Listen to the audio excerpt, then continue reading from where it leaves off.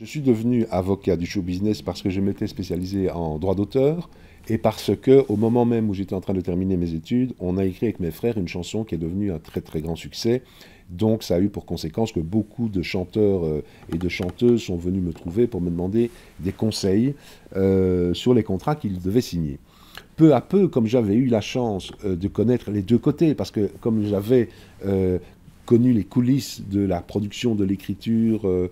même des spectacles, et qu'en même temps je connaissais, grâce à mes études, le côté beaucoup plus juridique, le côté administratif, peu à peu j'ai donc réussi à faire le tour de ce milieu-là en rencontrant beaucoup de gens, etc.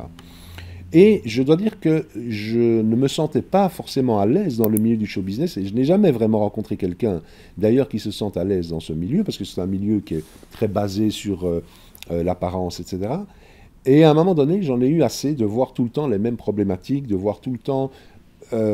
cette espèce de course effrénée vers le succès qu'il y a dans le show business. Pour moi, ça suffisait. Donc je me suis dit à ce moment-là, j'arrête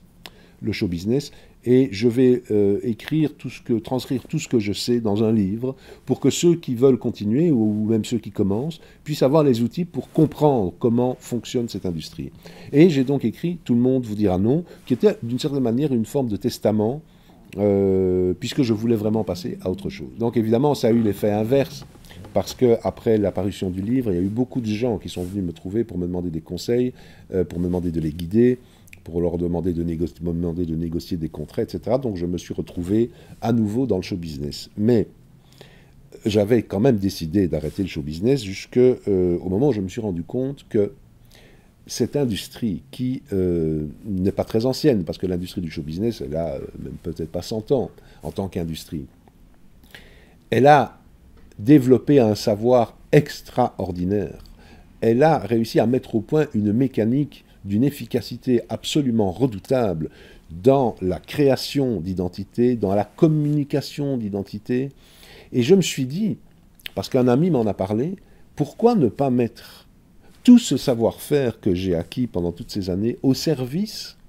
d'artistes, et au-delà d'artistes, de gens qui ont quelque chose d'intéressant à dire, qui ont quelque chose qui va faire en sorte que l'humanité va aller un peu mieux. Parce que finalement, l'humanité, c'est un océan, nous en sommes tous des gouttes, et c'est en mettant des gouttes qui vont dans le bon sens qu'on pourra peut-être tous aller dans le bon sens. Donc je me suis dit,